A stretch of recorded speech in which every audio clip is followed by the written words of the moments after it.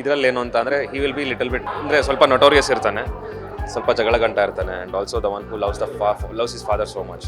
ನಾನು ಇದುವರೆಗೂ ಮಾಡಿದ ಪಾತ್ರಗಳಿಗಿಂತ ಇದು ಸ್ವಲ್ಪ ಬೇರೆ ಥರ ಇರುವಂಥ ಪಾತ್ರ. So it is a little challenging. Keshava ಹೇಗೆ ಅಂತ ಹೇಳಿದ್ರೆ, ಈಗ ಮಾಧವ ಭಕ್ತಿ ಅಪ್ಪ ಹೇಗಿದ್ದಾರೆ ಅದನ್ನ ಶಿಸ್ತಾಗಿ ಫಾಲೋ ಮಾಡ್ತಾನೆ. ಮೂರನೇ ಮಗ ಫುಲ್ ಅಂದ್ರೆ ಇಲ್ಲ ಇಷ್ಟೇ, ನನ್ನನ್ನು ಜೀವನನ ಬದುಕಬೇಕು ಅನ್ನೋ ತರ ಹೋಗ್ತಾನೆ. ಬಟ್ ಪ್ರೀತಿ ಜಾಸ್ತಿ, ಅಪ್ಪನ ಮೇಲೆ ಪ್ರೀತಿ ಜಾಸ್ತಿ. ಎರಡನೇ ಮಗ ಹೇಗೆ ಅಂತ ಹೇಳಿದ್ರೆ, ಈ ಕಡೆ ಭಕ್ತಿ ತರನು ಫಾಲೋ ಮಾಡೋಕ್ಕಾಗಲ್ಲ, ಈ ಕಡೆ ಫುಲ್ ರೆಬೆಲ್ ತರನು ಹೋಗಕ್ಕಾಗಲ್ಲ ಅನ್ನೋ ಒಂದು ಸಂದಿಗ್ಧ ಪರಿಸ್ಥಿತಿ. ಅಪ್ಪ ಏನ್ ಹೇಳ್ತಿರೋದು, ನಾನು ಹೇಳಿದ ಹುಡುಗಿರ್ನ ಮದುವೆ ಮಾಡ್ಕೊಳ್ಳಿ ಅಂತ ಹೇಳ್ತಿರೋದು, ಮದುವೆ ಆಗ್ಬೇಡಿ ಅಂತಲ್ಲ. ಸೊ ಅವ್ರು ಹೇಳಿದ ಮದುವೆ ಆಗ್ತೀವಾ ಅಥವಾ ಪರಿಸ್ಥಿತಿ ಮದುವೆ ಮಾಡ್ಸತ್ತಾ, ಹೇಗೆ ಈ ಮೂರು ಜನದಲ್ಲಿ ಯಾರ್ಯಾರಿಗೆ ಏನೇನು ಟ್ರ್ಯಾಕ್ ಬರುತ್ತೆ ಅನ್ನೋದು ಸರ್ಪ್ರೈಸಿಂಗ್ ಎಲಿಮೆಂಟ್ಸ್. ನಾವೆಲ್ಲ partner in crimes, off screen and on screen. ನಾವು ಸೇರಿದ್ವಿ ಅಂದ್ರೆ ಅಲ್ಲೊಂದು ನಗು, ಅಲ್ಲಿ ನಗು ಇಲ್ದಲೆ ಅಂತೂ ಯಾರು ಇರಲ್ಲ, ಆ ಲೆವೆಲ್ ನಗು ಇರುತ್ತೆ. ಹಾಯ್ ಹಲೋ ನಮಸ್ಕಾರ, ವಿಶ್ವವಾಣಿ ಟಿವಿ ಸ್ಪೆಷಲ್ ಕಾರ್ಯಕ್ರಮಕ್ಕೆ ಸ್ವಾಗತ. ನಾವಿವತ್ತು ನಂದ ಗೋಕುಲ ಸೀರಿಯಲ್ನ ಲಾಂಚ್ನಲ್ಲಿ ನಾವಿದ್ವಿ. ನಮ್ಮ ಜೊತೆ ಇವಾಗ ಈ ಸೀರಿಯಲ್ನ ಅಪ್ಪನ ಮುದ್ದು ಮಕ್ಕಳಿದ್ದಾರೆ. ಬನ್ನಿ ಅವರನ್ನ ಮಾತಾಡ್ಸೋಣ, ಅವರ ಪಾತ್ರ ಏನು ಅಂತ ಕೇಳೋಣ, ಅವ್ರ ಕೈಲೇ ಮಾತಾಡ್ಸೋಣ ಬನ್ನಿ. ಎಲ್ರಿಗೂ ನಮಸ್ತೆ, ನಾನು ನಿಮ್ಮ ಅಭಿದಾಸ್. ನಂದ ಗೋಕುಲ ಸೀರಿಯಲ್ ಜೂನ್ 4ನೇ ತಾರೀಕಲ್ಲಿ ಪ್ರಾರಂಭವಾಗ್ತಿರೋ, ರಾತ್ರಿ 9 ಗಂಟೆಗೆ ಪ್ರಾರಂಭವಾಗ್ತಿರೋ ಸೀರಿಯಲ್ನಲ್ಲಿ ನಾನು ವಲ್ಲಭ ಅನ್ನೋ ಒಂದು ಪಾತ್ರನ ಮಾಡ್ತಾಯಿದ್ದೀನಿ. ಸೊ ವಲ್ಲಭ ಬಂದು ಒಂದು ನಾಟಿ fun loving college going Guy. And ಈ ಥರ ಒಂದು ಪಾತ್ರ ಲೈಕ್ ಸಿಮಿಲರ್ ನಾನು ಪ್ರೀವಿಯಸ್ ಸೀರಿಯಲಲ್ಲಿ ಒಂದು ಮಾಡಿದ್ದೆ. ಬಟ್ ಇದರಲ್ಲಿ ಏನು ಅಂತ ಅಂದರೆ he will be little bit ಅಂದರೆ ಸ್ವಲ್ಪ ನೊಟೋರಿಯಸ್ ಇರ್ತಾನೆ, ಸ್ವಲ್ಪ ಜಗಳ ಗಂಟ ಇರ್ತಾನೆ. And also the one who loves his father so much. So ಆ ಥರ. ನೀವು ಪ್ರೀವಿಯಸ್ ಗಟ್ಟಿಮೇಳದಲ್ಲೂ ಹೀಗೆ ಇದ್ರಿ, ನಾನು ಇದರಲ್ಲಿ ಸ್ವಲ್ಪ ಚೇಂಜಸ್ ಪ್ರೀವಿಯಸ್ ಗಟ್ಟಿಮೇಳದಲ್ಲೂ ತುಂಬಾ ನೋಟಿ ಥರ ಇತ್ತು. I don't see any changes. ಅಂದರೆ ನನಗೆ ಈ ಪಾತ್ರದಲ್ಲಿ ಅಂತ ಏನು ಚೇಂಜಸ್ ಏನಿಲ್ಲ ಇಲ್ಲಿ. It's just same as what I did. ನಿಮ್ಮ ಪಾತ್ರ ನಿಮ್ಮ ಮುಖದಲ್ಲೇ ಮುಗ್ಧತೆ ಕಾಣಿಸ್ತಿದೆ. ಹಾಂ, ನಮಸ್ಕಾರ. ನಾನು ವಿಜಯ್ ಚಂದ್ರ. ಈ ಸೀರಿಯಲ್ದಲ್ಲಿ ಮಾಧವ ಅನ್ನೋ ಪಾತ್ರ ಮಾಡ್ತಾ ಇದ್ದೀನಿ. ಆ್ಯಂಡ್ ಈ ಪಾತ್ರ ನನಗೆ ಬಹಳ ಸ್ಪೆಷಲ್ ಆಗುತ್ತೆ, ಯಾಕೆಂದರೆ ನಾನು ಇದುವರೆಗೂ ಇವ್ರು ಹೇಳ್ದಂಗೆ ಅನ್ಲೈಕ್ ದಟ್ ನಾನು ಇದುವರೆಗೂ ಮಾಡಿದ ಪಾತ್ರಗಳಿಗಿಂತ ಇದು ಸ್ವಲ್ಪ ಬೇರೆ ಥರ ಇರುವಂಥ ಪಾತ್ರ. So it is a little challenging. ನಾನು ಇಷ್ಟು ದಿನ ಮಾಡಿದ ಪಾತ್ರಗಳಿಗಿಂತ ಅಂದರೆ ಅದರಲ್ಲಿ ಬರೀ ಕೋಪ ಇರ್ತಾಯಿತ್ತು, ಆದರೆ ಈಗ ಅದನ್ನು ಬಿಟ್ಟು ನಾನು ಅಭಿನಯಿಸೋದು ಜನ ಅದನ್ನು ಹೇಗೆ ತಗೋತಾರೆ ಅಂತ ನೋಡಬೇಕಾಗಿದೆ. ಮೊದಲನೇದಾಗಿ ಎಲ್ರಿಗೂ ನಮಸ್ಕಾರ. ನನ್ನ ಹೆಸರು ಯಶವಂತ್ ಕುಮಾರ್. ನಾನು ನಂದಕುಮಾರ್ನ ಎರಡನೇ ಮಗ ಕೇಶವನ್ ಪಾತ್ರ ಮಾಡ್ತಾಯಿದ್ದೀನಿ. ಕೇಶವ ಹೇಗೆ ಅಂತ ಹೇಳಿದ್ರೆ, ಈಗ ಮಾಧವ ಭಕ್ತಿ ಅಪ್ಪ ಹೇಗಿದ್ದಾರೆ ಅದನ್ನು ಶಿಸ್ತಾಗಿ ಫಾಲೋ ಮಾಡ್ತಾನೆ. ಮೂರನೇ ಮಗ ಫುಲ್ಲು ಅಂದರೆ ಇಲ್ಲ ಇಷ್ಟೇ, ನನ್ನನ್ನು ಜೀವನನ ಬದುಕಬೇಕು ಅನ್ನೋ ಥರ ಹೋಗ್ತಾನೆ. ಬಟ್ ಪ್ರೀತಿ ಜಾಸ್ತಿ, ಅಪ್ಪನ ಮೇಲೆ ಪ್ರೀತಿ ಜಾಸ್ತಿ. ಎರಡನೇ ಮಗ ಹೇಗೆ ಅಂತ ಹೇಳಿದ್ರೆ, ಈ ಕಡೆ ಭಕ್ತಿ ಥರನೂ ಫಾಲೋ ಮಾಡೋಕ್ಕಾಗಲ್ಲ, ಈ ಕಡೆ ಫುಲ್ಲು ರೆಬೆಲ್ ಥರನೂ ಹೋಗೋಕ್ಕಾಗಲ್ಲ ಅನ್ನೋ ಒಂದು ಸಂದಿಗ್ಧ ಪರಿಸ್ಥಿತಿ. ಅಪ್ಪ ಇಲ್ಲ ಅಂದರೆ ಎಲ್ಲ ಕೆಲಸ ಮಾಡ್ಬಿಡ್ತಾನೆ, ಅಪ್ಪ ಇದ್ದರೆ ಏನೂ ಮಾಡೋಕ್ಕಾಗಲ್ಲ ಅನ್ನೋ ಒಂದು ಕ್ಯಾರೆಕ್ಟರ್ ಲಿಟ್ರಲಿ ಹೇಳೋದಾದರೆ. ಸೊ ಈ ಥರ ಹೋಗುತ್ತೆ ಕ್ಯಾರೆಕ್ಟರ್. ಆ್ಯಂಡ್ ವೇರಿಯೇಷನ್ ತುಂಬ ಇತ್ತು. ಅಂದರೆ ಇದು ಕಡೆ ಭಯನೂ ತೋರಿಸ್ಬೇಕು, ಈ ಕಡೆ ಧೈರ್ಯನೂ ತೋರಿಸ್ಬೇಕು ಕೆಲವು ವಿಚಾರದಲ್ಲಿ. ಈ ಥರದ್ದು ಪಾತ್ರ ಡೆಫಿನೆಟ್ಲಿ ಮಾಡಿರಲಿಲ್ಲ. ಆ್ಯಂಡ್ ಒಂದು ಪಾತ್ರ ಪೋಷಣೆಯಲ್ಲಿ ಇನ್ನೇನಾದರೂ ಹೊಸ್ದಾಗಿ ಮಾಡ್ಬೋದು ಅಂತ ಒಂದಷ್ಟು ಪ್ರಯತ್ನಗಳನ್ನ ಮಾಡಿದ್ದೀನಿ. ಸೊ ಅದು ಏನಾದರೂ ಪ್ರೇಕ್ಷಕರಿಗೆ ಇಷ್ಟ ಆದರೆ ಖುಷಿಯಾಗತ್ತೆ. ಇದರಲ್ಲಿ ನಿಮಗೆ ಸ್ಟ್ರಿಕ್ಟ್ ಅಪ್ಪ ಅವರು ಹೇಳಿದ್ದನ್ನೆಲ್ಲ ನೀವು ಇದ್ರಲ್ಲಿ ಪಾಲಿಸ್ತಾ ಇದ್ದೀರಾ? ನಿಜವಾಗ್ಲೂ ಇದ್ರಲ್ಲಿ ಪಾಲಿಸ್ತಿದ್ದೀರಾ ಅಥವಾ ಅಪ್ಪನ ಇದ್ರ ಮಾತ್ರ ಪಾಲಿಸ್ದಂಗೆ ಇದು ಆ್ಯಕ್ಟ್ ಮಾಡ್ತಿದ್ದೀರಾ? Like end of the day ಪಾಲಿಸಲೇಬೇಕು. ಅದು ಅಪ್ಪನ ಮೇಲಿರೋ ರೆಸ್ಪೆಕ್ಟ್ ಆ್ಯಂಡ್ ಪ್ರೀತಿಗೆ ಮೂರು ಜನನೂ ಪಾಲಿಸ್ತೀವಿ. ಬಟ್ ಮೊದಲನೇ ಅಣ್ಣ ಬಂದ್ಬಿಟ್ಟು ಹೇಳಿದ ತಕ್ಷಣ ಪಾಲಿಸ್ತಾನೆ, ಎರಡನೇ ಅಣ್ಣ ಬಂದು ಹಿಂಗೆ ಯೋಚನೆ ಮಾಡಿ ಪಾಲಿಸ್ತಾನೆ, ಮೂರನೇ ನನಗೆ ಆಗಲ್ಲ ಅಂದ್ಕೊಂಡು ಪಾಲಿಸ್ತಾನೆ ಅಷ್ಟೇ. ಒಳ್ಳೆ ಉತ್ತರ. ಹಾಂ, ಆ ಥರ ಪರಿಸ್ಥಿತಿ ಬಂದಾಗ ಏನು ಮಾಡ್ತೀವಿ ಅನ್ನೋದೇ ಧಾರಾವಾಹಿ ಅಲ್ಲ. ಅಂದರೆ ಏನು ಕತೆ ಹೋಗಬೇಕು ಅಂದರೆ ಯಾವಾಗಲೂ ಅಕ್ಸೆಪ್ಟ್ ಮಾಡ್ತಿದ್ರೇ ಆಗಲ್ಲ, ಒಂದಷ್ಟು ತಿರುವುಗಳು ಇರ್ತಾವಲ್ಲ. ಸೊ ಮೂರು ಜನಕ್ಕೂ ಅಂಥ ಪರಿಸ್ಥಿತಿಗಳೇ ಬರುತ್ತೆ. ಅಪ್ಪ ಅನ್ನೋದು ಅಲ್ಟಿಮೇಟ್ಲಿ ಪ್ರೀತಿ ಮೂರು ಜನಕ್ಕೂ ಇದೆ, ಅಷ್ಟೇ ರೆಸ್ಪೆಕ್ಟ್ ಇರುತ್ತೆ. ಬಟ್ ಕೆಲವು ಪರಿಸ್ಥಿತಿಗಳು, ಕೆಲವು ಆಸೆಗಳಿರ್ಬೋದು, ಈ ಥರದೊಂದು ಸಂದಿಗ್ಧ ಪರಿಸ್ಥಿತಿಯಲ್ಲಿ ಸಿಕ್ಕಾಗ ನಾವು ಅಪ್ಪನ ಬಿಟ್ಕೊಡ್ತೀವಾ ಅಥವಾ ಆ ಸಿಚುವೇಶನ್ನ ಬಿಟ್ಕೊಡ್ತೀವಾ ಅಥವಾ ಎರಡನ್ನೂ ನಾವು ಬ್ಯಾಲೆನ್ಸ್ ಮಾಡ್ತೀವ. ಇದು ಆ್ಯಕ್ಚುಲಿ ನಂದಗೋಕುಲ ತಿರುಳು. ಎಲ್ರಿಗೂ ಗೊತ್ತಿದ್ದಂಗೆ ಮನೇಲಿ ನಗು ಇದ್ರೇ ನಂದಗೋಕುಲ ಅಲ್ವಾ? ಸೊ ಆ ನಗುಗೇನು ಕೊರತೆ ಇರೋದೇ ಇಲ್ಲ. ಇದು ಸೀರಿಯಸ್ ಅಂತ ಅನ್ಕೊಳಕ್ಕೆ ಹೋಗ್ಬಿಡಿ. ಟ್ರೈಲರ್ಲ್ಲ ನೋಡಿ, ತುಂಬ ಫನ್ ಇದಾಗಿದೆ. ಅಪ್ಪ ಇದ್ದಾಗ ಸೀರಿಯಸ್ ಆಗಿರುತ್ತೆ, ಇಲ್ಲದೆ ಇದ್ರೆ ನಾವೆಲ್ಲ ಆ ಥರ ಇರ್ತೀವಿ. ಆ್ಯಂಡ್ ಅದೇ ಹೇಳಿಲ್ವ, ಮಕ್ಕಳು ಇದ್ದಾಗ ನಂದಗೋಕುಲ, ನಗು ಇದ್ರೆ ನಂದಗೋಕುಲ, ಆ ಥರ ನಂದಗೋಕುಲ ಆಗಿರುತ್ತೆ.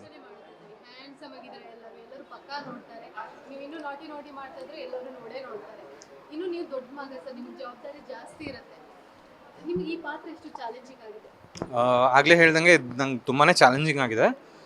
ಯಾಕೆಂದರೆ ಸ್ಕ್ರೀನ್ ಮೇಲೆ ನಾನು ಈ ಥರದ್ದು ಫಸ್ಟ್ ಟೈಮ್ ಟ್ರೈ ಮಾಡ್ತಿರೋದು. ನಾನು ರಂಗಭೂಮಿ ಕಲಾವಿದ, ಹಾಗಾಗಿ ನಾನು ಬೇರೆ ಬೇರೆ ಥರ ಪಾತ್ರಗಳು ಮಾಡಿದ್ದೀನಿ. ಬಟ್ ಸ್ಕ್ರೀನ್ ಮೇಲೆ ಇದನ್ನು ಜನ ಯಾವ ಥರ ಒಪ್ಕೋತಾರೆ ಅಥವಾ ಇದನ್ನು ಯಾವ ಥರ ಆಗುತ್ತೆ ಅನ್ನೋದೊಂದು but ultimately at the end of the day ಚೆನ್ನಾಗಿ ಬಂದರೆ ಖಂಡಿತ ಒಪ್ಕೋತಾರೆ ಅನ್ನೋ ಒಂದು ಕಾನ್ಫಿಡೆನ್ಸು ಇದೆ. ಆ್ಯಂಡ್ ಈ ಪಾತ್ರದ ಎಷ್ಟೋ ಆಯಾಮಗಳನ್ನು ನಾನು ಇನ್ನೂ ಮುಂದೆ ಹೋಗ್ತಾ ತಿಳ್ಕೊಬೇಕಾಗಿದೆ. ಸೊ ಅದು ತುಂಬ ಚಾಲೆಂಜಿಂಗ್. ಅಂದರೆ ಎಲ್ಲನೂ ಈಗಲೇ ಕ್ಲಾರಿಟಿ ಇಲ್ಲ. ಮುಂದೆ ಹೋಗ್ತಾ ಹೋಗ್ತಾ ಯಾವ ರೀತಿ ಯಾವ ಸಂದರ್ಭದಲ್ಲಿ ಯಾವ ರೀತಿ ಅವನು ಇರಬಹುದು ಅನ್ನೋದನ್ನ ಕಂಡ್ಕೋಬೇಕಾಗಿದೆ. So let's see.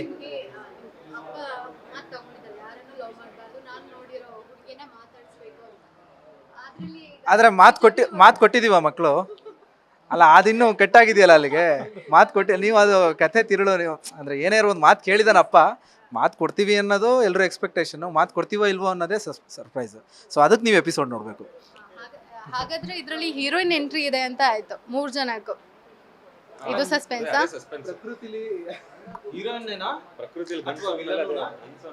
ಹಾಗೂ ಇದೆ, ನೀವೇ ಬಿಡಿ ಹೇಳ್ದಾಗಿದೆ. ಪ್ರಕೃತಿಲಿ ಬೆಂಕಿ ಹೆಂಗಿದೆಯೋ ನೀರು ಇರಲೇಬೇಕು. ಬೆಂಕಿ ನಂದಕುಮಾರ್ ಆದರೆ ಅದನ್ನು ತಣ್ಣಗೆ ಮಾಡೋಕ್ಕೆ ನೀರುಗಳು ಬರಲೇಬೇಕಲ್ವಾ? ಸೊ ಇಲ್ದೋದ್ರೆ ಹೇಗೆ ಅದು ತಂಪಾಗಕ್ಕೆ ಸಾಧ್ಯ? ಅಲ್ಲ, ಖಂಡಿತ ಹಂಗಂತ ಮದುವೆ ಆಗ್ದಲ್ಲ ಅಂತೂ ಇರೋಕ್ಕಾಗಲ್ವಲ್ಲ. ಅಪ್ಪ ಏನು ಹೇಳ್ತಿರೋದು? ನಾನು ಹೇಳಿದ ಹುಡುಗಿರನ್ನ ಮದುವೆ ಮಾಡ್ಕೊಳ್ಳಿ ಅಂತ ಹೇಳ್ತಿರೋದು, ಮದುವೆ ಆಗಬೇಡಿ ಅಂತಲ್ಲ. ಸೊ ಅವ್ರು ಹೇಳಿದ ಮದುವೆ ಆಗ್ತೀವಾ ಅಥವಾ ಪರಿಸ್ಥಿತಿ ಮದುವೆ ಮಾಡ್ಸತ್ತಾ, ಹೇಗೆ ಈ 3 ಜನದಲ್ಲಿ ಯಾರ್ಯಾರಿಗೆ ಏನೇನು ಟ್ರ್ಯಾಕ್ ಬರುತ್ತೆ ಅನ್ನೋದು ಸರ್ಪ್ರೈಸಿಂಗ್ ಎಲಿಮೆಂಟ್ಸು. ಈಗ ಲೈಫಲ್ಲಿ ನೀವು ಈ ಥರ ರಿಯಲ್ ಲೈಫಲ್ಲೂ ಈಗ ಅಪ್ಪನಿಗೆ ಇಷ್ಟೇ ಗೌರವ ಕೊಟ್ಕೊಂಡು ಇಷ್ಟೇ ಹೆದರ್ಕೊಂಡೆಲ್ಲ ಇಡ್ತೀರಾ ಅಥವಾ ಹೇಗೆ ನಿಮ್ಮ ರಿಯಲ್ ಕ್ಯಾರೆಕ್ಟರ್? ನಾನು ಅಷ್ಟೇ ತುಂಬ ಗೌರವ ಕೊಟ್ಕೊಂಡೇ ಇದ್ದೆ. But I lost my dad when I was in teenage. So I miss him. Thank you. ನನಗೆ ಇನ್ಫ್ಯಾಕ್ಟ್ ಭಯಕ್ಕಿಂತ ಪ್ರೀತಿ ಜಾಸ್ತಿ. ಈ ಕ್ಯಾರೆಕ್ಟ್ರಲ್ಲೂ ಸಹ ಹಂಗೆ ಇದೆ. ಅಂದರೆ ಎಷ್ಟು ಪ್ರೀತಿಸ್ತೀನಿ ಅಂದರೆ ನಾನು ಇವತ್ತಿಗೂ ನನ್ನ ದಿನ ಶುರುವಾಗದೆ ನನ್ನ ತಂದೆ ಫೋಟೋ ನೋಡಿ. ಸೊ ನನಗೆ ಅದಿಲ್ಲದೆ ನನಗೆ ಯಾವುದೂ ಒಂದು moment I don't think I can live. And ಅದಕ್ಕೆ ನಂಗೆ ಈ ಪಾತ್ರ ಭಾಳ ಇಷ್ಟ ಆಗಿರೋದು. ಆ್ಯಂಡ್ ಸೇಮ್, ನನಗೂ ಚಿಕ್ಕ ವಯಸ್ಸಲ್ಲಿ ತಂದೆ ಇಲ್ಲ. ಸೊ ಬಟ್ ಅದು ಯಾವತ್ತೂ ನನಗೆ ಐ ಮೀನ್ ಅದು ವಾಯ್ಡ್ ಆಗಿ ಕ್ರಿಯೇಟ್ ಆಗೇ ಇಲ್ಲ ನನಗೆ. ನನ್ನ ತಾಯಿನೇ ತಂದೆ ಥರ ನೋಡಿದ್ರೆ ಸೊ ನನಗೆ ಭಯನೇ ಇಲ್ಲ. ಆ ಲೆಕ್ಕಾಚಾರ ಅವರು ಭಯ ಹೇಳ್ಕೊಡ್ಲೇ ಇಲ್ಲ. ಚಿಕ್ಕ ವಯಸ್ಸಿಂದನೂ ಆರಾಮಾಗಿದ್ದೀವಿ, ಆರಾಮಾಗಿ ಬೆಳೆದಿದ್ವಿ. ಅದಕ್ಕೆ ಇದು ಒಂಥರ ಉಲ್ಟದ ಪಾತ್ರ ನನಗೆ. ಅಪ್ಪನ ಕಂಡ್ರೆ ಭಯ ಪಡಬೇಕು, ಹೆಂಗೆ ಪಡೋದು ಅಂದರೆ ಅಫ್ಕೋರ್ಸ್ ಈಗ ನಮ್ಮ ಸ್ನೇಹಿತರು ನೋಡಿರ್ತೀವಿ, ಡೆಫಿನೆಟ್ಲಿ ನಮ್ಮ ಮನೇಲಿ ಹೇಳ್ಕೊಟ್ಟಿದೆ ಅದನ್ನು, ಯಾವುದಕ್ಕೂ ಭಯ ಪಡಬಾರ್ದು ಅಂತ. ಸೊ ತಪ್ಪು ಮಾಡಿದಾಗಲೇ ಭಯ ಪಡೋಲ್ಲ, ಇನ್ನು ತಪ್ಪು ಮಾಡಿದಾಗ ಎಲ್ಲಿ ಭಯ ಪಡೋದು ಅನ್ನೋ ಒಂದು ಆ್ಯಟಿಟ್ಯೂಡ್ ಅಷ್ಟೇ. ಈಗ ನೋಡಿ, ಈಗ ಅಪ್ಪ ಒಂದು ನಿಮಗೆ ರಿಸ್ಟ್ರಿಕ್ಟ್ ಆಗಿ ನೀವು ಇದನ್ನು ನಾನು ಹೇಳ್ದಾಗ ಮಾಡಬೇಕು ಇದು ಅಂತ ನಿಮಗೆ ಅವರೇ ಒಂದು ರೂಲ್ಸ್ ಹೇಳಿಬಿಟ್ಟಿದ್ದಾರೆ. ಆದರೆ ನಿಮ್ಮದೇ ಆದ ಒಂದು ಕನಸು ಇರುತ್ತೆ, ಅದೆಲ್ಲ ಇರುತ್ತೆ. ಅದನ್ನು ಹೀಗೆ ನೀವು ನಿಮಗೆ ಅನ್ಸಲ್ವಾ? ಅಷ್ಟೇ ನಂದೇ ಆದ ಒಂದು ಕನಸಿತ್ತು, ಇದನ್ನ ಮಾಡ್ಕೋಬೇಕಿತ್ತು, ಇದು ಮಿಸ್ ಆಗ್ತಿದೆ, ಆ ಥರ ಅನ್ಸಲ್ವಾ? ಪಾತ್ರದಲ್ಲ ಪಾತ್ರದಲ್ಲೂ ರಿಯಲಲ್ಲೂ ಹೇಳಿ. ರಿಯಲಲ್ಲಿ ಇಷ್ಟಪಡೋದಕ್ಕೆ ನಾವು ಇಲ್ಲಿರೋದು. ಸೊ ಪಾತ್ರದಲ್ಲಿ ಏನಾಗುತ್ತೆ ಗೊತ್ತಿಲ್ಲ ಮೇಡಮ್, ಅಷ್ಟೇ. ಇಲ್ಲ, ಅಂದರೆ ನೀವು ಕೇಳಿದ ಪ್ರಶ್ನೆನಲ್ಲಿ ಹೇಗಿತ್ತು ಅಂದರೆ ತಂದೆ ತಾಯಂದ್ರು ಮಕ್ಕಳಿಗೆ ಅವ್ರು ಇಷ್ಟಪಟ್ಟಿದ್ದನ್ನ ಮಾಡಕ್ಕೆ ಬಿಡದೇ ಹೋದರೆ ಹೇಗನ್ಸುತ್ತೆ ಅನ್ನೋ ಪ್ರಶ್ನೆ ಅಲ್ವಾ? ಅವ್ರೊಂದು ಸ್ಟ್ರಿಕ್ಟ್. ಕೆಲವೊಂದು ಪೇರೆಂಟ್ಸ್ ಹೇಗಿರ್ತಾರಂದ್ರೆ ಅವ್ರದ್ದು ನನ್ನ ಮಗ ಇಂಜಿನಿಯರೇ ಮಾಡ್ಬೇಕು, ಆದ್ರೆ ಅವನಿಗೆ ಆರ್ಟಿಸ್ಟ್ ಆಗ್ಬೇಕಂತ ಇರುತ್ತೆ, ಆದ್ರೆ ನನ್ನ ಮಗ ಇಂಜಿನಿಯರ್ ಮಾಡ್ಬೇಕಂತ ಇರುತ್ತೆ. ಅಂತ ಸಿಚುವೇಶನ್ ಬಂದಾಗ ಸೊ ಈ ನನ್ನ ಲೈಫಲ್ಲೂ ಆ ಥರ ಇತ್ತು. ಅಂದರೆ ನನಗೂ ಆರ್ಟಿಸ್ಟ್ ಆಗಬೇಕು ಅಂತಂದಾಗ ನನ್ನ ತಂದೆ ತಾಯಿ ನಾನು ಗ್ರ್ಯಾಜುಯೇಷನ್ ಮುಗಿಸ್ಕೊಂಡು ನಾನೊಂದು ಕೆಲಸದಲ್ಲಿ ಎಲ್ಲಾದರೂ ಹೋಗಲಿ ಅನ್ನೋದು ಅವ್ರ ಆಸೆ ಆಗಿತ್ತು. ಆ್ಯಂಡ್ ಅದು ಅವ್ರ ಪರ್ಸ್ಪೆಕ್ಟಿವಲ್ಲಿ ಅವ್ರು ಕರೆಕ್ಟು. ಅವ್ರಿಗೆ ಏನಕ್ಕೆ ಅಂದರೆ ಮಕ್ಕಳ ಸೇಫ್ಟಿ ಇಂಪಾರ್ಟೆಂಟು. ನಾವು ಬರೀ ನಮ್ಮ ಪರ್ಸ್ಪೆಕ್ಟಿವಲ್ಲಿ ನೋಡಿದ್ರೆ ಅವ್ರನ್ನ ಕೆಟ್ಟವ್ರ ರೀತಿ ನೋಡ್ತೀವಿ. ಬಟ್ ಅದೇನೇ ಆಗಲೇ ಪ್ರೆಸ್ ಮೀಟ್ನಲ್ಲಿ ಮಾತಾಡ್ದಂಗೆ ನಮ್ಗೆ ಯಾವಾಗ ಆ ಜವಾಬ್ದಾರಿ ಬರುತ್ತೆ ಆಗ ಅರ್ಥ ಆಗುತ್ತೆ ಅವ್ರು ಯಾವ ದೃಷ್ಟಿಯಿಂದ ಅದನ್ನು ಹೇಳ್ತಾ ಇದ್ದಾರೆ ಅಂತ. ಸೊ ಅದನ್ನು ಅರ್ಥ ಮಾಡ್ಕೊಂಡ್ರೆ life will be more simpler and more beautiful. ಅಲ್ಲ, ಅದೇ ಅಲ್ವಾ ಮುಖ್ಯವಾಗಿರೋದು. ಈ ಧಾರಾವಾಹಿ ಏನಕ್ಕೆ ಎಲ್ರಿಗೂ ಹತ್ತಿರ ಆಗುತ್ತೆ ಅಂದರೆ ಎಲ್ಲರೂ ಇದು ರಿಲೇಟ್ ಮಾಡ್ಕೊಬಿಡ್ತಾರೆ. ಒಂದಲ್ಲ ಒಂದು ರೀತಿಲಿ ತಂದೆ ತಾಯಿ, ಈಗ ಫಾರ್ ಎಕ್ಸಾಂಪಲ್ ನಾವು ಚಿಕ್ಕ ವಯಸ್ಸಲ್ಲಿ ನಡಿಬೇಕಾದ್ರೆ ಅಲ್ಲಿ ಹೋಗ್ಬೇಡ ಬಿದ್ದುಬಿಡ್ತೀಯಾ ಅಂತ ಅಂದರೆ ಅದು ರಿಸ್ಟ್ರಿಕ್ಷನ್ನು, ಕೇರಿಂಗು, ಅದೊಂದು ಸಣ್ಣ ಲೈನ್ ಅದು.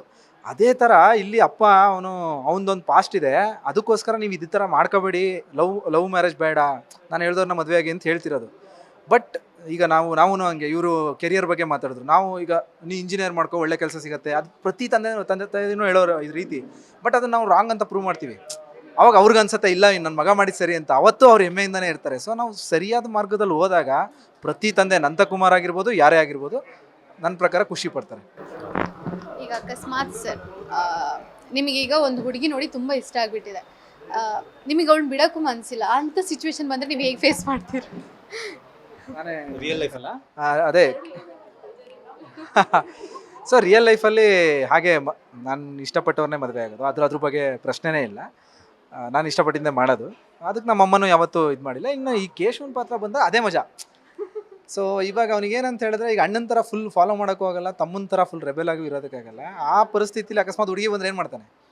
ಸೊ ಇದೇ ಪ್ರಶ್ನೆ ಅಲ್ವಾ, ಅದೇ ಇದನ್ನು ಪ್ಲೇ ಮಾಡೋಕ್ಕೇ ಮಜಾ ಕ್ಯಾರೆಕ್ಟರ್ನ. ಸರ್ ಇದು ಒಳ್ಳೆ ಒಂದು ಕತೆ ಇಟ್ಕೊಂಡು ಸೀರಿಯಲ್ ಮಾಡ್ತಿದ್ದೆ. ನಿಮಗೆ ಎಷ್ಟು ಖುಷಿ ಇದೆ ಈ ಸೀರಿಯಲ್ ಮಾಡ್ತಾ ಇರೋದಕ್ಕೆ? ತುಂಬ ಒಳ್ಳೆ ಪ್ರಶ್ನೆ. ಇನ್ಫ್ಯಾಕ್ಟ್ ಈ ಸ್ಟೋರಿನಲ್ಲಿ ಐ ಮೀನ್ ಈ ಒಂದು ಧಾರಾವಾಹಿನಲ್ಲಿ ಎಲ್ಲರಿಗಿಂತ ಬಹಳ ಮುಖ್ಯ ಪಾತ್ರ ಪ್ಲೇ ಮಾಡ್ತಿರೋದೆ ಕತೆ.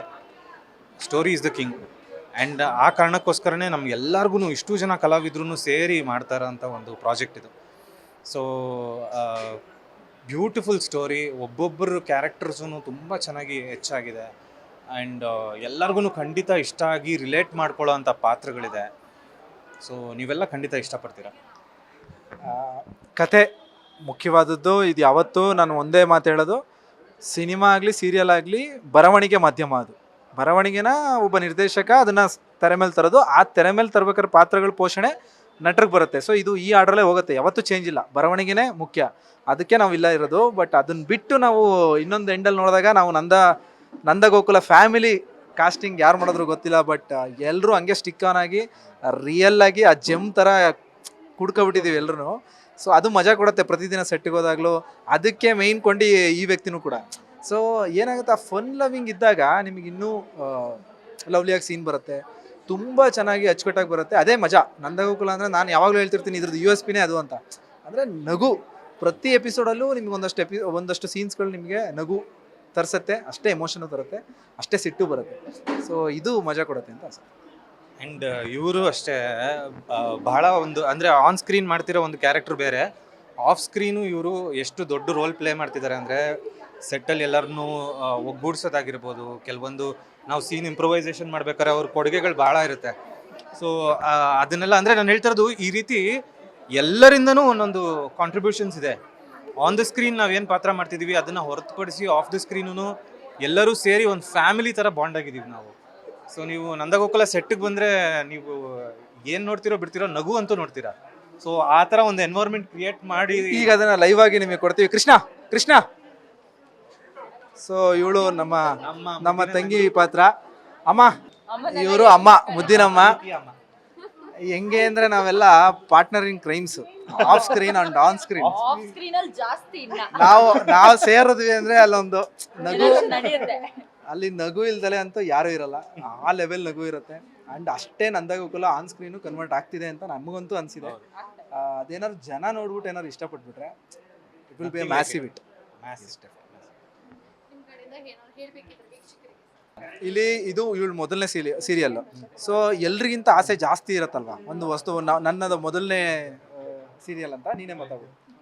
ನಾನು ಎಂತ ಮಾತಾಡೋದು, ನನಗೆ ಇದು ನಂದಗೋಕುಲ ಸೀರಿಯಲ್ ಬರುವಾಗ ನನಗೆ ಎನಿಸ್ಲೇ ಇಲ್ಲ ನನಗೆ ಇಷ್ಟು ಒಳ್ಳೆ ಕೋ ಆರ್ಟಿಸ್ಟ್ ಎಲ್ಲ ಸಿಗ್ತಾರೆ ಅಂತ.